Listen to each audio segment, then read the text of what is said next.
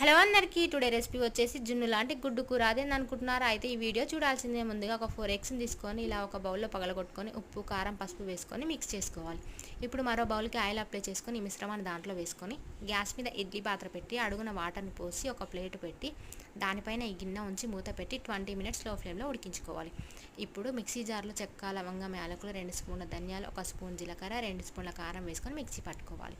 ఇప్పుడు గ్యాస్ మీద కడాయి పెట్టుకొని ఆయిల్ వేసుకొని జీలకర్ర ఆనియన్స్ పచ్చిమిర్చి కరివేపాకు కొంచెం సాల్ట్ చిటికెడు పసుపు యాడ్ చేసుకొని ఫ్రై అవ్వనివ్వాలి. ఇది ఫ్రై అయిన తర్వాత అల్లం వెల్లుల్లి పేస్ట్ వేసుకొని పచ్చివాసన పోయేంత వరకు ఫ్రై చేసుకోవాలి. ఇప్పుడు దీంట్లో మిక్సీ పట్టినటువంటి కారాన్ని వేసుకొని కొన్ని వాటర్ని యాడ్ చేసుకొని 2 మినిట్స్ ఉడికిన తర్వాత ముందుగా కట్ చేసి పెట్టుకున్నటువంటి జున్ను లాంటి గుడ్డు ముక్కల్ని వేసుకొని అంతా ఒక 2 మినిట్స్ కలుపుకోవాలి. ఫైనల్గా దీంట్లో కొత్తిమీరతో గార్నిష్ చేసుకుంటే ఎంతో టేస్టీగా ఉండే జున్ను లాంటి గుడ్డు కూర అయితే రెడీ అయింది. ఖచ్చితంగా మీరు కూడా ట్రై చేసి ఎలా వచ్చిందో కామెంట్ చేయండి. Thank you.